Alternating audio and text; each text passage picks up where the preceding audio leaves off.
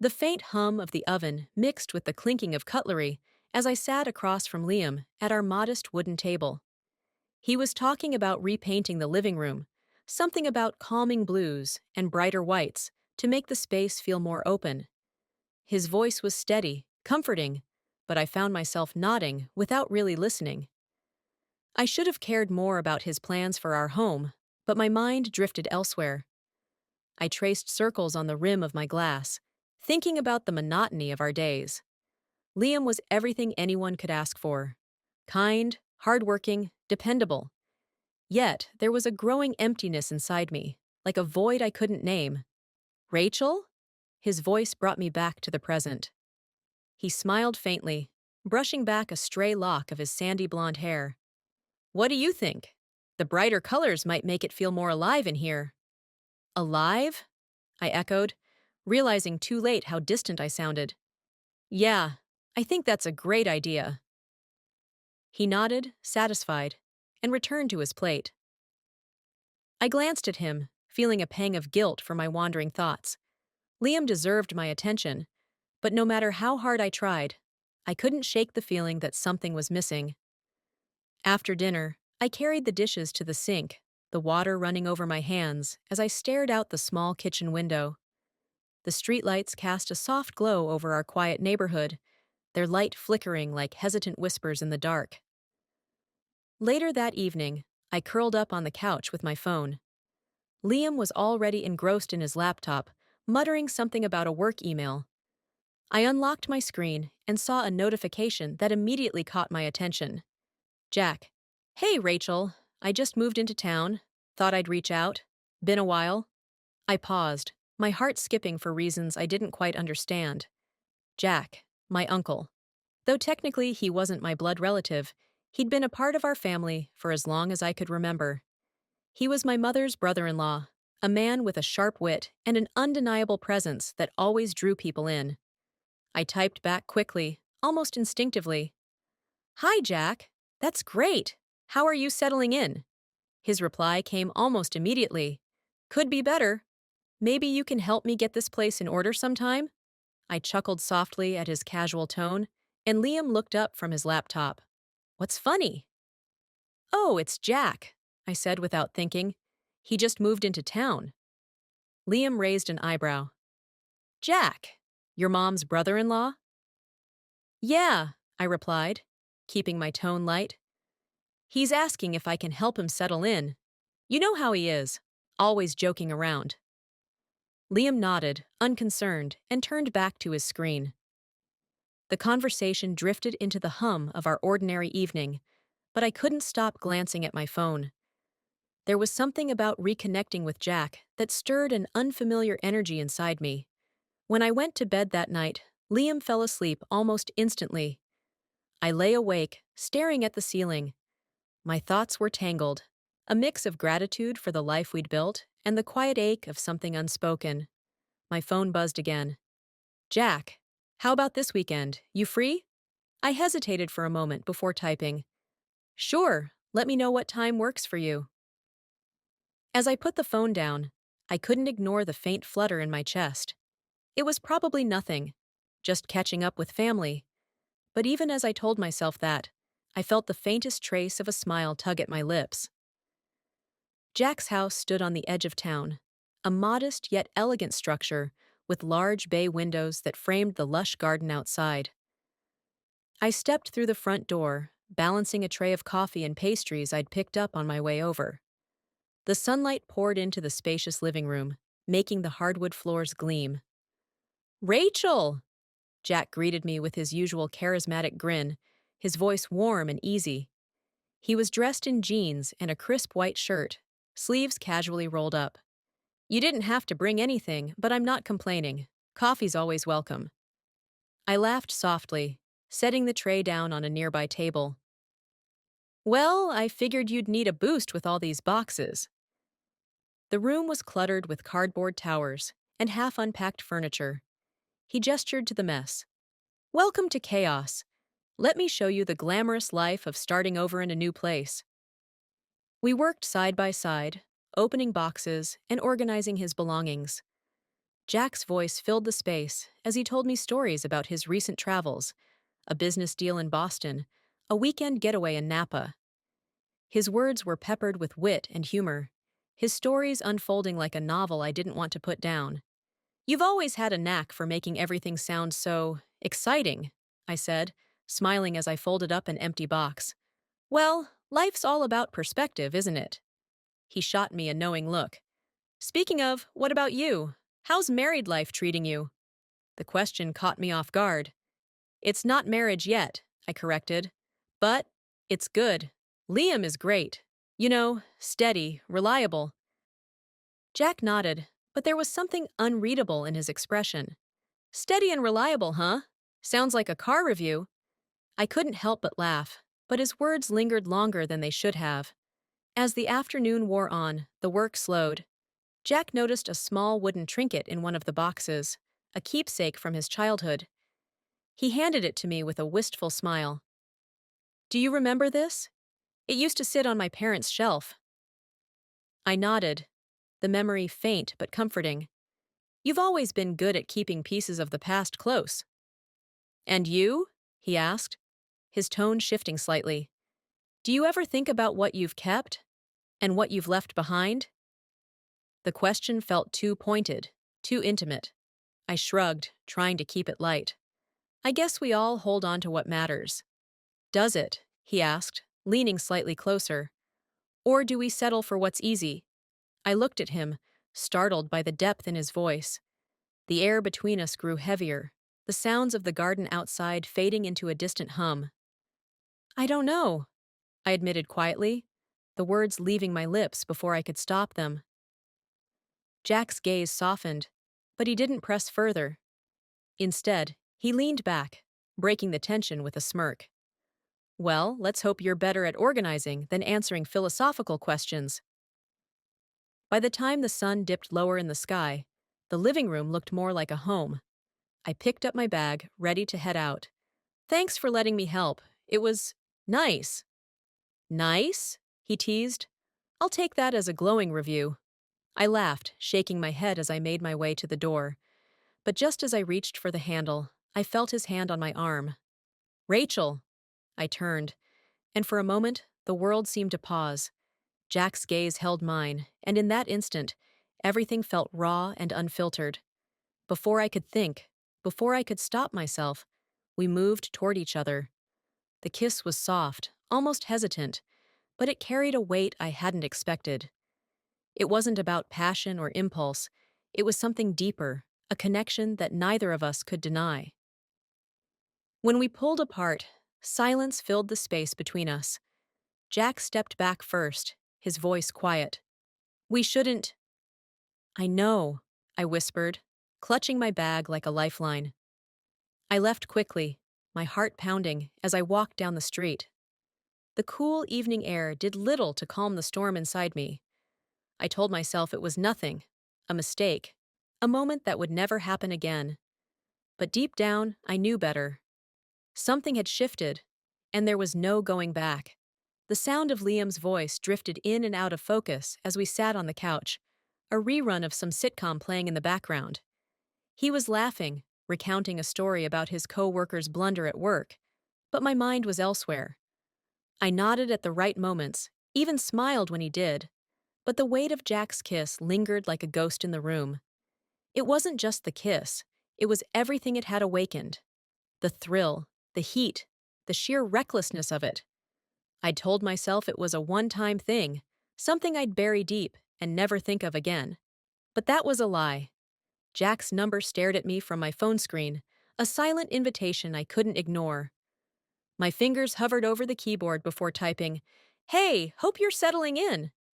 The reply came almost immediately. "Better now. You free tomorrow?" I hesitated, glancing at Liam. He was absorbed in his laptop, his brow furrowed in concentration. My response was quick.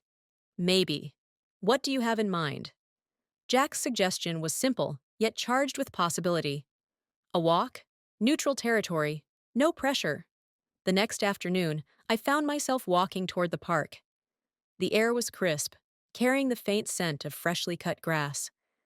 Jack was already waiting near the entrance, leaning casually against a lamppost. He looked relaxed, as if nothing had happened, but his eyes betrayed him. They lingered on me a moment too long. "Thought you might have changed your mind," he said, his tone light. "Almost did," I admitted, trying to keep my voice steady. We fell into step together, the sound of our footsteps mingling with the distant chatter of children playing. Jack led us down a quiet, tree-lined path that felt secluded despite the openness of the park. "You've been quiet," he said, breaking the silence. "Something on your mind?" I shot him a look. "You're seriously asking me that?" His lips curved into a faint smile. "Fair point. But you're here, so that has to mean something." I stopped walking, turning to face him. "Jack, we can't. This isn't. I don't even know what this is." He stepped closer, his voice dropping to a murmur.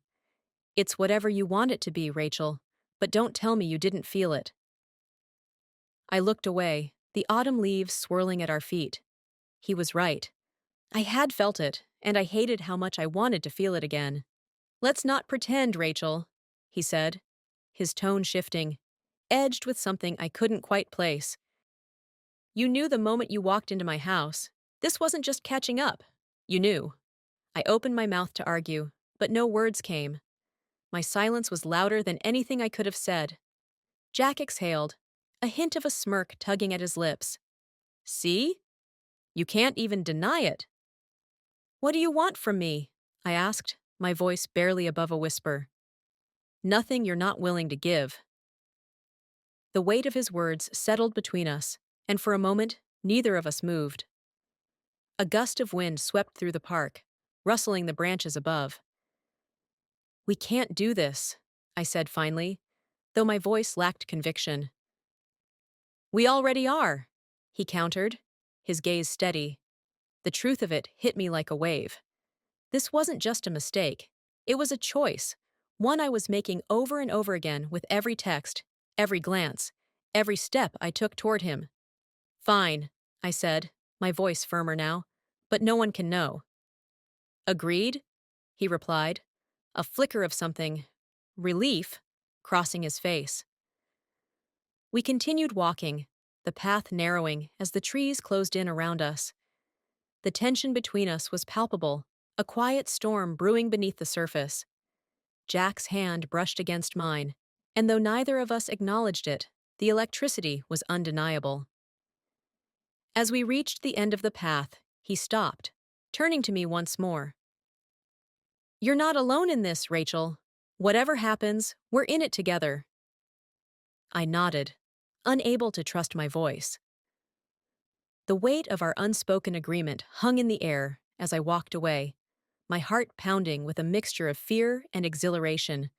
For better or worse, the line had been crossed, and there was no going back. The book sat on the passenger seat of my car, a thin paperback I'd grabbed from Jack's living room during my last visit. It wasn't even something I wanted to read, but it served as a reason to see him again. The lie was small, almost inconsequential, but it was enough to justify the drive. Jack opened the door before I had the chance to knock, his smile catching me off guard. "A surprise visit?" he asked, leaning casually against the doorframe. "What did I do to deserve this?" I held up the book, my fingers tightening around the cover. "You forgot this last time. Thought you might need it." His laugh was low and easy. "You came all this way for a book?" "I figured you'd miss it," I said, my tone defensive, even as I avoided his gaze. He stepped aside, motioning me in. "Well, come on in. Wouldn't want you to think your trip was wasted."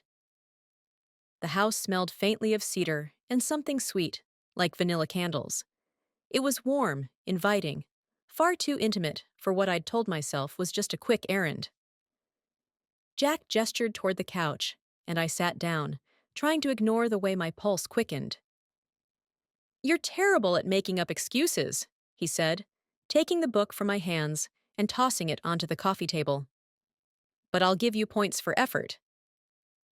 I shot him a glare, though the heat rising to my cheeks betrayed me. Maybe I just wanted to do something nice. Nice? His lips curved into that infuriating half smile that always seemed to unnerve me. I think we both know that's not why you're here. I opened my mouth to argue, but the words caught in my throat. He wasn't wrong, and we both knew it. Jack sat down beside me, the cushion sinking under his weight. The space between us felt smaller than it should have, charged with an energy I couldn't ignore. For a moment, neither of us spoke. You shouldn't make this a habit, he said quietly, his voice laced with something heavier than humor. Make what a habit? I asked, though I knew exactly what he meant. He turned toward me, his expression softening. Coming here, giving me reasons to see you, pretending this is something it's not. The truth of his words settled between us, undeniable and impossible to escape. My chest tightened, and I looked away, my hands fidgeting in my lap. I don't know what this is, I admitted, my voice barely above a whisper. Neither do I, he said, leaning back against the couch. But that doesn't mean it's not real. His words struck something deep within me, and when I turned to face him, the weight of it all was written across his face. The guilt, the longing, the pull neither of us could seem to resist.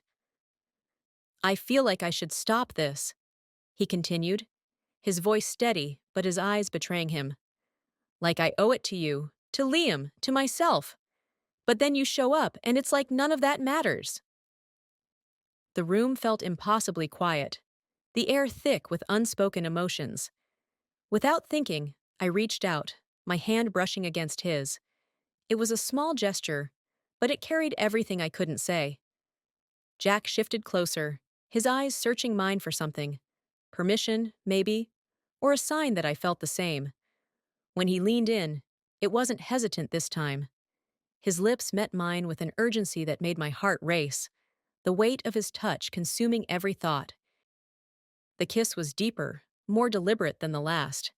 It wasn't about testing boundaries anymore. It was about crossing them entirely. My fingers curled into his shirt, as if holding on to him could anchor me to something real. When we finally pulled apart, the silence was deafening. I could still feel the warmth of his breath, the press of his lips against mine. But reality crept in like a shadow. This has to stop, I said, though the words felt hollow even as I spoke them. Jack's expression didn't falter. Then stop coming back. I stared at him, the weight of his challenge settling on my chest. I mean it, Jack. We can't keep doing this. Then why are you still here? The question hung in the air, daring me to answer. Instead, I stood, grabbing my bag and avoiding his gaze. This was a mistake. Was it? His voice followed me to the door, but he didn't try to stop me. I left without looking back, my heart pounding as I stepped into the cool evening air. Every step away from his house felt heavier than the last, but I told myself it was for the best. I climbed into my car, gripping the steering wheel as the weight of what had just happened sank in. I knew I should feel guilty, and part of me did. But there was something else beneath the guilt, something I couldn't ignore. It wasn't over. Not really. And as much as I wanted to believe otherwise, I knew I'd find my way back to him again. The road stretched endlessly before us, winding through golden fields and clusters of trees that stood like sentinels guarding the quiet. Jack drove with one hand on the wheel, the other resting casually on his thigh. The windows were down, and the cool country air filled the car, carrying the scent of earth and distant blossoms. I stared out at the passing scenery, trying to ignore the gnawing guilt in my chest. Liam had asked where I was going, and I'd lied. Again. Just meeting up with a friend, I'd said, brushing off his questions with a forced smile. He'd looked at me for a moment too long, and I'd escaped before he could press further. Jack glanced at me, his lips twitching into a small smile. You're quiet. Second thoughts? About this? I gestured vaguely toward the horizon. Or everything else in my life? He chuckled, a low, easy sound. You tell me. I didn't answer, and he didn't push. That was the thing about Jack. He never demanded answers, only waited until I was ready to give them. We pulled off the main road, the tires crunching on gravel as he steered the car into a clearing surrounded by towering oaks. The sunlight filtered through the branches, dappling the ground with golden light. It was beautiful, serene, and completely cut off from the rest of the world. Thought you'd appreciate the privacy, Jack said as he killed the engine. I stepped out of the car, the grass soft beneath my shoes. The silence was almost unnerving, broken only by the faint rustle of leaves. Jack leaned against the hood, watching me with an intensity that made my pulse quicken. So, what's this all about? I asked, crossing my arms to steady myself. He tilted his head, considering me for a moment. What do you think it's about, Rachel? I sighed, shaking my head. I don't know, Jack. You tell me. He pushed off the car and closed the distance between us, his expression shifting to something softer, more serious. I think we need to stop pretending this isn't real. What's happening between us? It's not going away. I looked away, the weight of his words pressing down on me. You can't just say things like that. It's not that simple. Isn't it? He asked, stepping closer. What are we doing, Rachel? Sneaking around, lying to ourselves? And to Liam? It's exhausting. His words struck a nerve, but I forced a laugh, trying to deflect. You make it sound so dramatic. Because it is, he said, his voice steady but firm. This isn't just some fling, and you know it. I shook my head, backing away a step. Jack, you're asking me to throw away my life, my future. For what? A fantasy? For something real, he countered, his gaze unwavering. Something you can't ignore no matter how hard you try. I opened my mouth to argue, but no words came. He was right. Part of me wanted this, wanted him, more than I cared to admit. But the consequences loomed large, impossible to ignore. Rachel, he said, his tone softening, I'm not asking for an answer right now, but I need you to be honest with yourself. Can you do that? I looked up at him, his face a mix of determination and vulnerability. I don't know, I admitted, my voice barely audible. Jack sighed, stepping back to give me space. You don't have to decide today, but think about it. Really think about it. The drive back was quieter, the air between us heavy with unspoken thoughts. When Jack pulled up outside my house, he reached for my hand, his touch warm and steady. You deserve to be happy, Rachel. Don't forget that. I nodded, slipping out of the car without looking back. As I walked through the door, I was greeted by the familiar scent of home, Liam's cologne, the faint aroma of coffee lingering from the morning. Hey, he called from the living room, his voice tinged with curiosity. How was your friend? Good, I said quickly, slipping off my shoes and heading toward the kitchen. Liam followed, leaning against the counter as I poured myself a glass of water. You've been different lately, he said, his tone careful but probing. Is everything okay? I froze, the glass trembling slightly in my hand. Of course, I said, forcing a smile. Why wouldn't it be? I don't know, he admitted, his brow furrowing. You just seem distracted. I'm fine, I insisted, my voice a touch too sharp. Work's been busy, that's all. Liam didn't look convinced, but he nodded, letting the subject drop. As I lay in bed that night, staring at the ceiling, Jack's words echoed in my mind. You deserve to be happy, but at what cost? My heart felt like a pendulum, swinging between two lives I couldn't reconcile.